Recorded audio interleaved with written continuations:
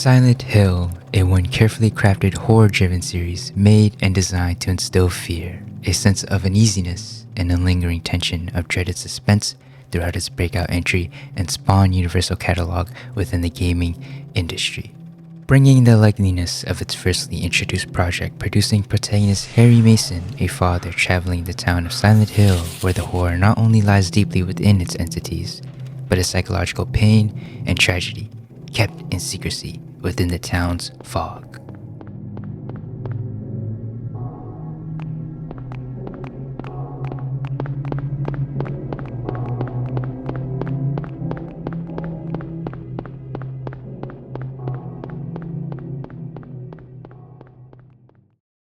Mary, could you really be in this town?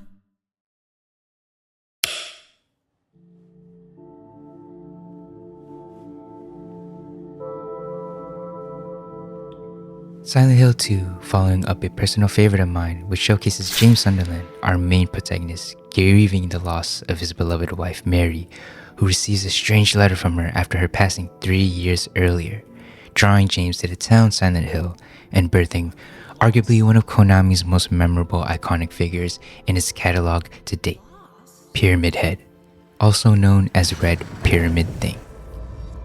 But with the recently released remake of Silent Hill 2, came along forth a sneakily surprising new twist and direction into the mainline story, Silent Hill F.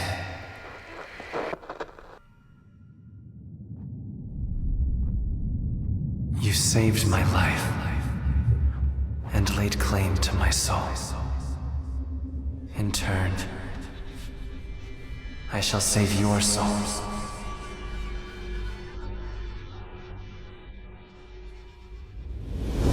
Hey, it's JayeisHuman. Before we get into the nit and gritty details of the newly added addition to the Silent Hill series, that being Silent Hill F, I'd like to first and foremost apologize on my behalf for the inconvenience of simply forgetting about this specific channel, and to those that have recently stumbled upon myself and have supported and stuck around. I thank you guys so much for being patient with me on my end with things.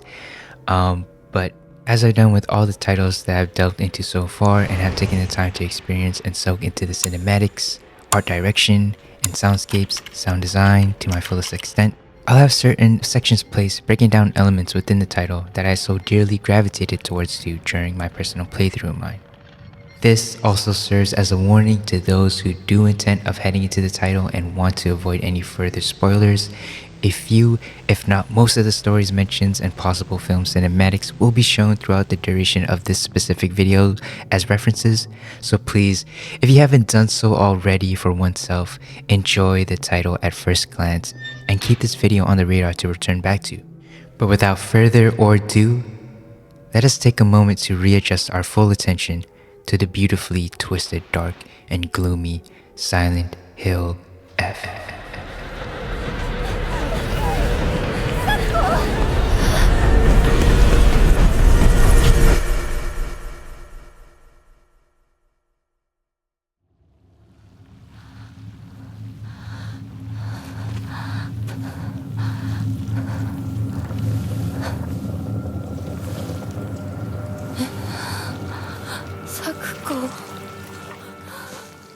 At the first-hand glance into Konami's newly announced Silent Hill F title, I personally didn't know how to reflect upon my initial impressions or feelings toward a newer scene change into the Silent Hill series, and how it would later on solidify its name amongst the titles that I have previously mentioned, that being the initial 1999 release Silent Hill and the original and remake versions of Silent Hill 2. Now, me being me, loving almost anything that is set to the genre of horror, I knew that this specific and particular story setting was going to intrigue me, fascinate me, almost in a sense. And my has it been doing its due diligence throughout the span and course of its initial day of release. Firstly, I noted that this particular Silent Hill was going to be a standalone story, a sort of spin-off title, having its setting being held in the capital of Japan, and is probably most likely the reason why I found myself invested from the get-go at first glance. Silent Hill F is not catered to any particular sequels to our earlier Silent Hill predecessors in any way, shape, or form, which is really interesting to me and was initially why I found myself gravitating towards the title's presence at launch. Leading onward, the story takes place in 1960s rural Japan. Rural Japan? Bro, it's rural Japan, my guy.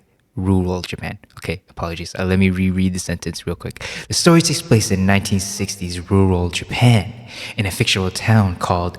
Further correct me down in the comments down below if I'm butchering any Japanese. I do not mean to offend any of my Japanese people. I love you guys so much.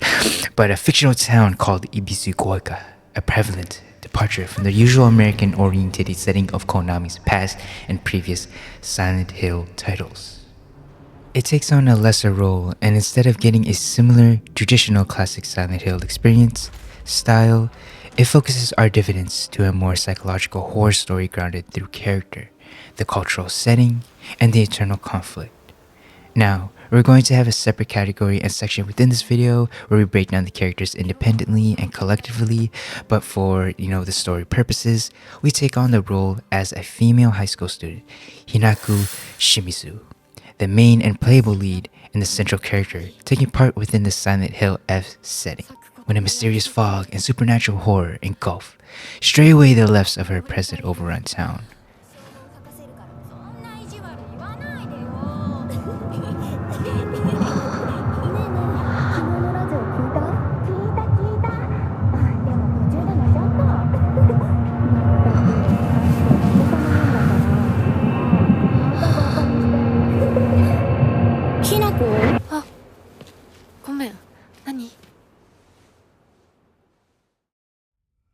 Now, upon my reaction, what I felt when experiencing this initial phase and switch of scenery, it was beautiful to say the least. You can really feel, observe the cadence of what's really transpiring at the very moment where the game wants you to focus on the tension it's creating, while it's being fully sunken in complete immersion. There's a particular part I can recall, a moment in which Hinako and her friends were firstly introduced and surrounded by the sudden fog, soon come to the grasp the horrid reality of witnessing a friend meet their own demise, facing the outcome of their own wellness, being engulfed within the town's mysterious, precedented fate.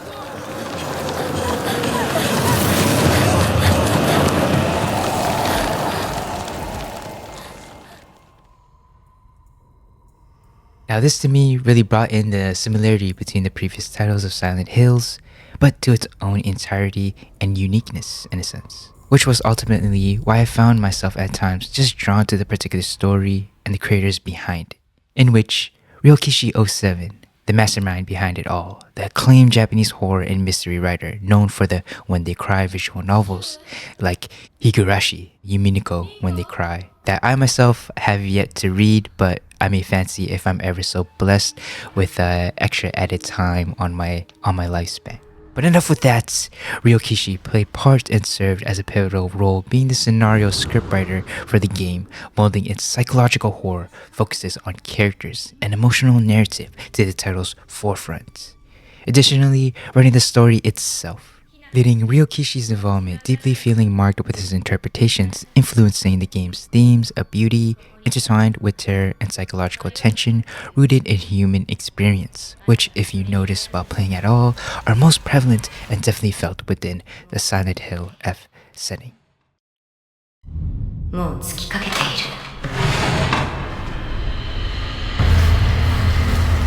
あなたは誰なの？さっきからなんで何もわからないふりをしているの？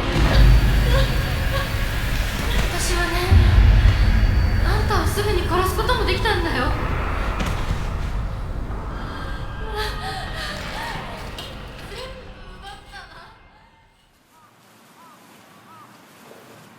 私は一人でも全然寂しくないの。仲間外れなんか気にしないもん。ひなこ、お友達のところに遊びに行ったんじ The ゃない？ characters being carefully crafted into the storyline, visually created, and placed within these title settings was spotly on the dot, executed, performed to the rate where I at times were questioning if our main protagonist was visually, mentally trapped into a similar situation to pose how James Sunderland appeared in Silent Hill 2. Noticing subtle moments where we find our lead almost create hallucinations, second-guessing what she's visually seeing, hearing, and pre-rendering speeches at times through her interactions with the presented characters.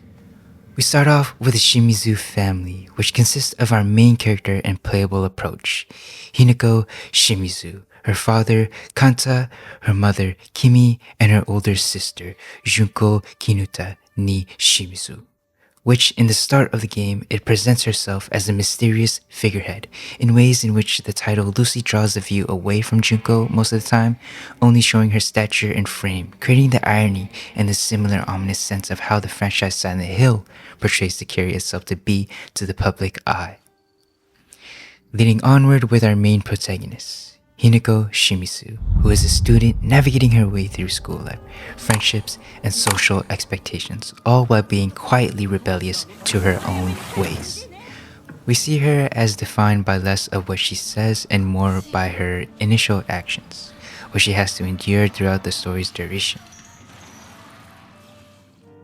We view the lens through which Silent Hill F explores the virtues of Hinako being at the forefront of the title's demise, growing up as a female in rigid societal systems, the violence of social expectations, others' ruthless, secretive opinions and judgments about yourself, or whether survival requires to lose oneself's mental focus in order to maintain a stable state of mind.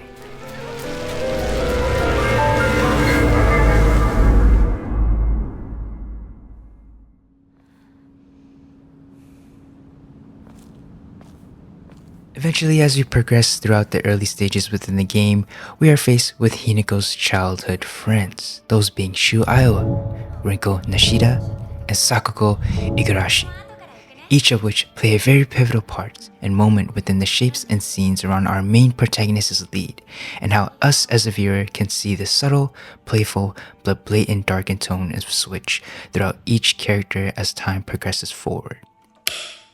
Leading with Shu Iowa, one of Hinako's childhood friends who grew up together, playing and supporting each other with our protagonist feeling at ease, loosely guarded and comfortable around Shu compared to her other companions to say the least. As you'd play onwards, immersing yourself into the story's dialogue and narration, we pick upon very quickly that the two characters share a unique bond that both of them call a partnership relation, rather than a, stereotypical boyfriend-girlfriend, boy and girl dynamic relationship that we're accustomed to. We are then unexpectedly intervened by Rinko Nishida, one of Hinako's classmates and best friends. Often portrayed as a rule-following, socially aware teenager, someone who fawns an occasional interest to gossip and is very tuned in to romantic dynamics, especially being prevalent amongst her friend group. Throughout the story's progression, we tend to slowly see the bond between ourselves and the character Rinko minimally deteriorate with envy, pure jealousy, as various scene switches flows through here and there. A time where we most notably notice when the two of Hinako and Shu arrive to the desired destination in hope for the signs of Rinko being alive and well. 裏切り者どこ行くの？こっち通るの珍しいね。 Mirroring the similarity between Hinako and Rinko, Sakuko Igarashi is yet one of Hinako's classmates and is part of her small friend group. Sakuko is generally seen and portrayed as a quiet and gentle, emotionally sensitive, less confrontational character. She's just someone who tries to keep herself bounded, harmonized, synchronizing with the group's bond, and doesn't necessarily seem to stand out through conflict or certain circumstances. Instead, we see Sakuko as the kind of person who soaks themselves in through tension, rather than creating it. One imbalanced, unequal friendship they seem to share with each other, as Sakuko seems to show signs genuinely towards our main protagonist, but underlying flashes and glimpses into their friendship appear to us as losing a bonded relationship with one another.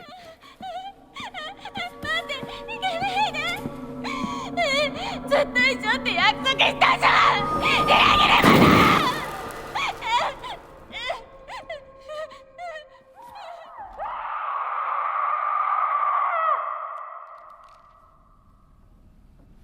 We get a sense of Hinako at this point of time, an individual who has created a mold of becoming emotionally and independently guarded throughout her early growing phases. However, on the contrary side of things, Sakuko appears and seems to need more dependency within her friend group for her own stability, which in return creates a subtle emotional gap, even without open conflict being visually presented through our point of views. Herself, feeling left astray, casted out of Hinako's field of presence and bonded comfort as she seeks out closeness from us, but doesn't know how to ask for it until it is too late.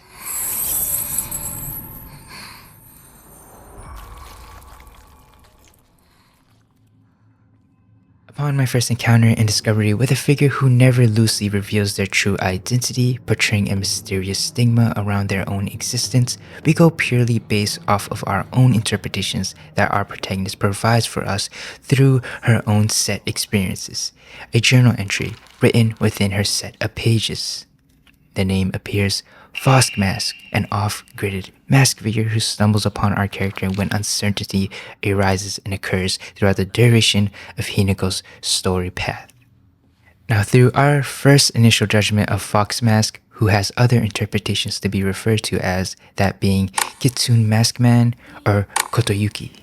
He appears to us as a supernatural presence, often at times creating the illusion as if the figure is steadily at bay or just the figment of our protagonist's imagination.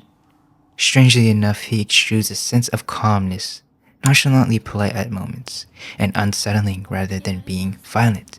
He speaks, observes, and offers certain choices to us, often acting as if the man is a psychological guide as a player and to Hinako herself. He reaches out to us directly, acknowledges our pain, anger, and isolation, offering us forwarded paths rather than clear instructions.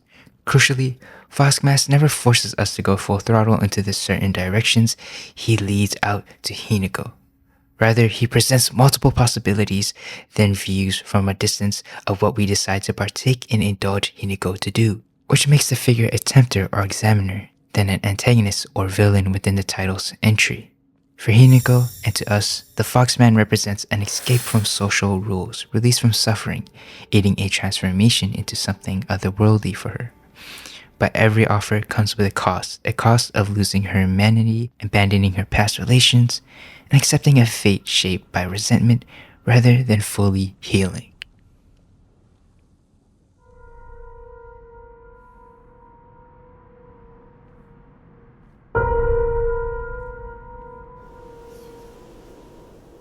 Now, distancing ourselves away from the character's in-game approach, I found myself, and maybe for you as well, noticing a lot to really soak in from the title's presented styled art direction.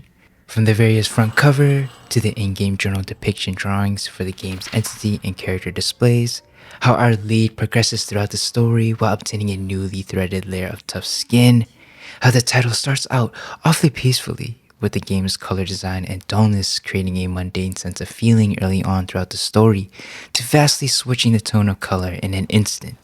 How certain characters drastically show glimpses of acting out the ordinary around ourselves, the setting of which alternates between off-experience Hinako is facing in real time, and the environmental aspects, scenery lashing out sporadically and violently as you make amends throughout the rugged, fogged, and plagued town of Ibi-Sugoka.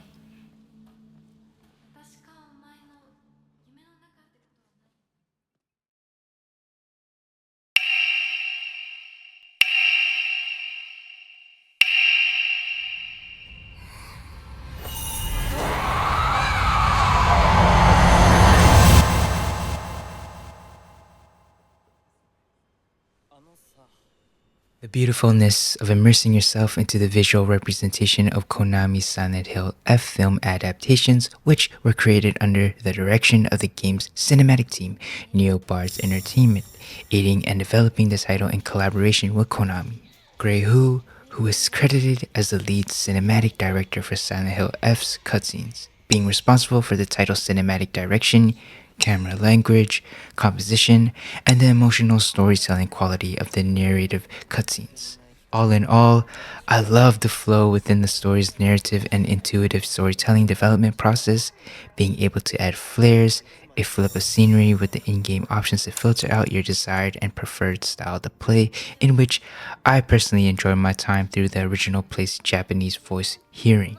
I also enjoyed the presentation style of the game's placed puzzles through the various scenarios, and though at times, some of the elements require an additional mid-level of critical thinking, I cannot fathom how satisfying it was to be able to complete a puzzle in a correctly timed manner. Especially with the dreaded entities bringing down our, very necks, calculating our every move and placement. It was just really satisfying to complete the timely puzzles in a timely manner. And lastly, just the overall tones, the color placements, and how Konami was able to execute sort of a swiftness to fawn, mold a dull, dark, and gloomy appearance to transitions the game's focusedness to one newly styled setting, a setting in which the goriness, the abundant amounts of blood, unidentifiable inner parts being scattered throughout the environment, and the pallid color of red being reflected, prominent in a way, and to my field of view, where it strangely sort of softly stood out in a certain peaceful yet alluring point of view.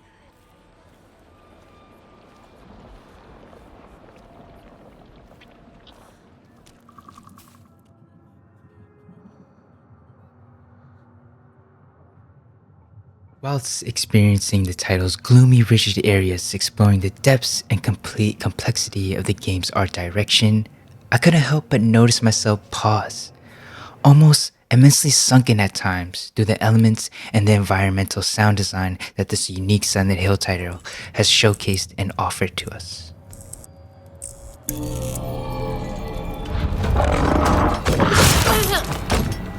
The carefully thought after collages of ambient sounds being constructed, timed perfectly and extremely precisely, executed within the visuals I was not only seeing at first hand, but through the frequencies and vibrations I felt through my means of touch and hearing.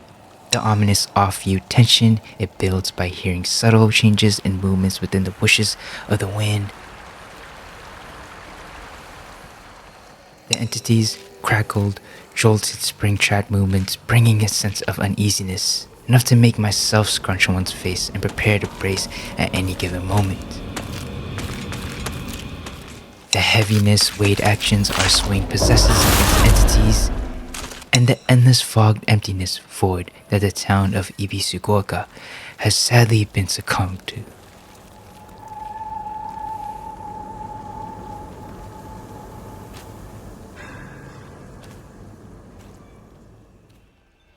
I also couldn't help but applaud the title for its beauty through its arrangement of placed music, embracing the true essence of a psychological horror and for what it stands for, almost as magnificent as my beautiful voice blessing your guys' eardrums, but for the actors and how Konami brought its team of incredible people to bring life to what we as the audience is enduring throughout the game's duration is wonderful to say the very least. I personally and would highly recommend, if you haven't already done so, play this title through the set Japanese hearing, as for it to me felt at ease, eerily perfect in my eyes. It almost felt like I've even forgotten I was even tuning into a game styled setting. To me, actually playing a game, that's how immersed I felt while being lost into the Japanese translation of the cinematic film adaptations. ここならいつでも好きなだけお菓子が食べられるよ。おやすみ、咲子。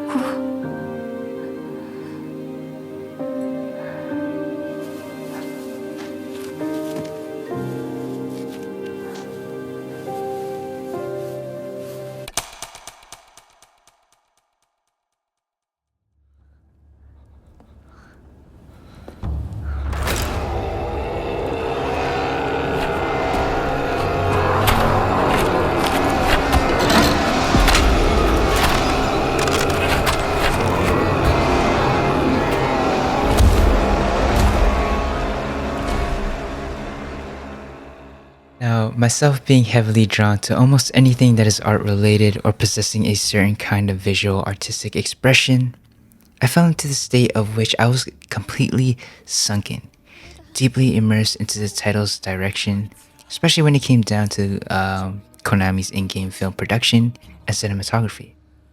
I loved how I sensed an interesting aspect to the very things Konami has executed and showcased it to us as the viewers throughout the game's progression, most notably, and paying our dividends on how certain scenes left me in utter confusion, a sickening wreck, and disbelieving the very things that were being exposed to our very eyes. To refer to a few and express a level of satisfaction, love, and admiration I have for some of the title's cinematic scenes, I personally went through and curated the set cinematography to go ahead with. Early on within the game, we find Hinako rekindled and rejoiced with set friends and connections. They can be seen along sharing their talks between another, the tension, which slowly switches its trajectory, slowly panning the view onto Hinako herself as the lingering fog tragically latches onto its first victim, that victim sadly being Sakuko.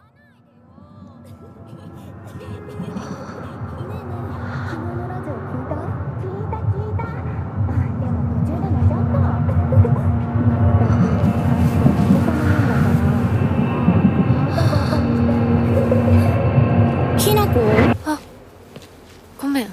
何？裏切りも。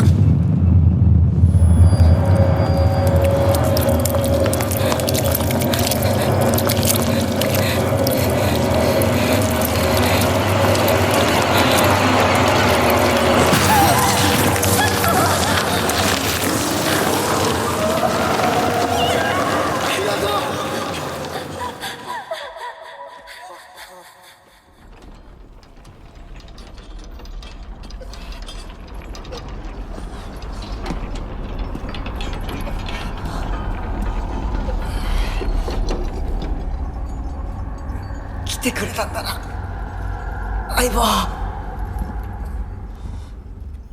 There's another scene where we stumble into a sickening setting of seeing Shu being eerily chained up into an uncanny position, a position where it seems the character is held upon an unstable force or invisible entity of some sort.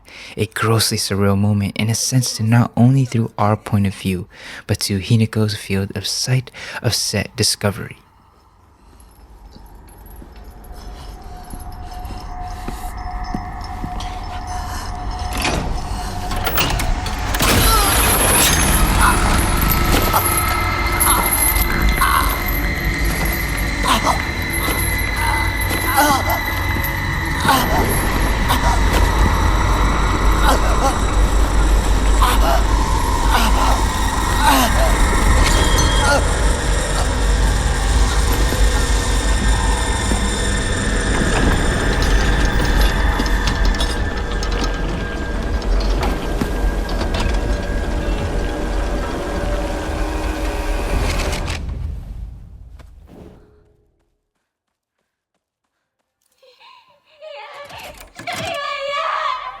A peculiar set of collage moments I found awfully strange and sinister within the title's course was the scenes where we find ourselves encountering, as I mentioned earlier, Hinako's friends being locked and captured by our main lead's mind. In this instance, the discovery upon seeing Sakuko and Rinko for their final moments of despair, a cry for desperation, of which had myself feeling a remorseful sense of guilt that lingered on for me throughout the rest of the title's course. And once more, had me further questioning Hinako's true essence as a newly reborn, renounced, darkened version of herself. その格好で今すぐ土下座して謝れ。聞こえてるんでしょ。なんとか言いなさいよ。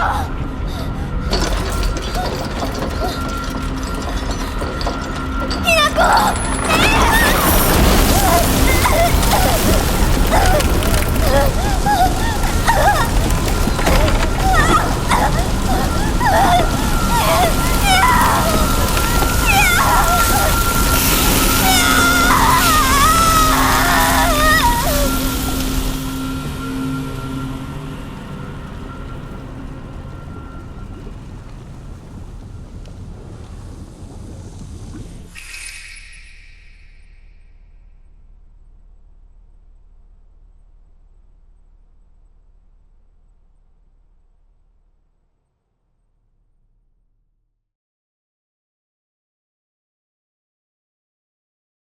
Silent Hill F, in my personal humble opinion, is not only a beautifully psychological twisted horror, but one that embarks a sense of reality. In the mind through Hinako's lead, we see how our own experiences, the world around us, creates these societal expectations to be told by those which path of choice is deemed in a positive light, and another where we path ourselves in the direction we set our desires to. All with underlying consequences, the pressure that unfolds, and the judgment that follows. A title that I will forever cherish and have it further tucked in, cemented into one of my favorite Konami publishers in the modern times.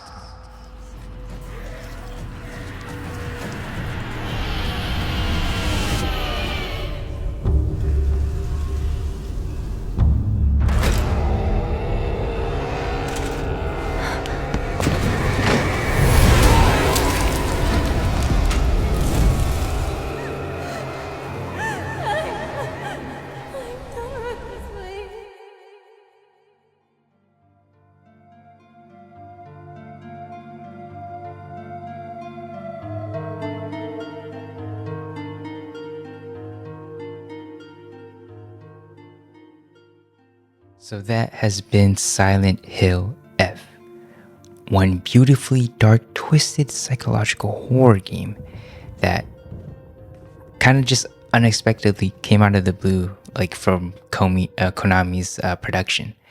If you're like me and you just love anything horror related, especially when it comes to a video game formatted setting, this one, in my personal humble opinion, I think this one is it has to be one of my top favorite horrors out there right now at its current state.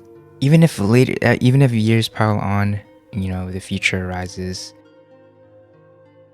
I wholeheartedly believe that this one will be like a further cemented cool psychological horror you can always just go back to, dive into, and just kind of get spooked from time to time. I know I stated this earlier, probably within this video, and such like that, but what a beautiful title that Konami has recently published out into the open for us people to really soak in, digest, just really enjoy the craftsmanship of this game. Everybody was delved in part of this team. I think shown in the video, Neobar's Entertainment or anything like that. People with the voice acting, whether that's people voice acting within the Japanese original or orientated, whether that's the people voice acting within the original orientated style setting, and then obviously the English dub. And yeah, I can never really end off the video properly. Dude, I haven't even been back on this channel for almost a year, and I have an excuse for that. If you guys don't know anything about this specific channel, if you're like, well, you're stumbling upon this video, if anything, thank you guys for watching regardless. You guys are awesome, you guys are cool. But I do have other channels down there below. I kind of speak my mind. There's another channel where I speak my mind. It's called Moi Thinking. And then me just playing some games from time to time on Jay's Planet. I love my Jay's Planet account so much. But when I was kind of further like coming back to JayeisHuman, it was like, dude, like, why did I stop at just Resident Evil and then Silent Hill 2 remake? And I'm kind of how you're your own critique at times. I'm like, bro, why is my Silent Hill 2 video remake like so short? I could go more into depth and do it more beautifully and stuff like that. No, but I love all the videos here. I wanted to make JayeisHuman like a vlog kind of like channel too, but I archived some of my videos. So if you guys down in the comments want to see some of my archived vlogs down there below, or like resurfaced up, let me know or something. I'll put it up. Your boy's pretty nice at it. If this one had so much, I just had a blast. Just talking about this game, like, and understanding the art within it. So hopefully you guys can see the certain vision that I've kind of pushed out there for you guys to like just enjoy or anything like that, or maybe may possibly get you interested into the Silent Hill series as a whole and Konami's whole catalog of beautiful games that they've released. Even the ones that are on the PS1 and on the PS2, still magnificent, still beautiful to this day. I'll never understand certain gamers that kind of critique games in a sense where like, oh, it sucks, blah, blah, blah, blah, the graphics, blah, blah, blah. Dude, we're in like 2026 right now as I'm freaking speaking. I don't think graphics can get any more better than this, unless you go in real life and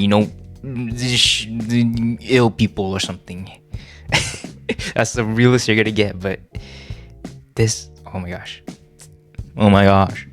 I want to possibly come back and kind of dissect other games too. So if you guys ever want, if you guys are ever stumbling upon this video, hi, how you doing? I'm JayeisHuman.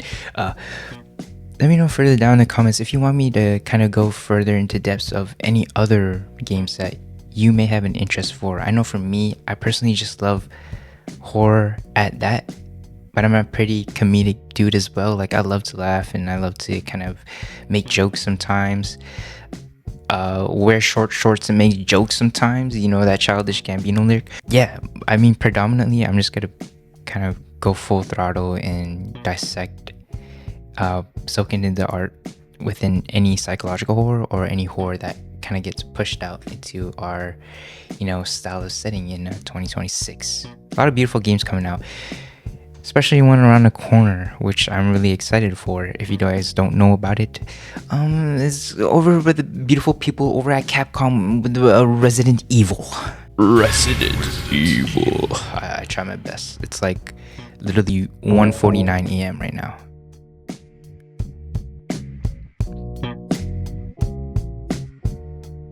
But yeah, this has been JayeisHuman. Thank you guys so much for tuning in. And yeah, I'll catch you guys sometime soon. Hopefully. Dang, it took me a year to get back and find my creative flow juices again. I'm sorry. But most importantly, hope you guys are doing well. Please take care. Please be safe. This world is weird. So weird. Like really weird. I just finished watching that Diddy documentary.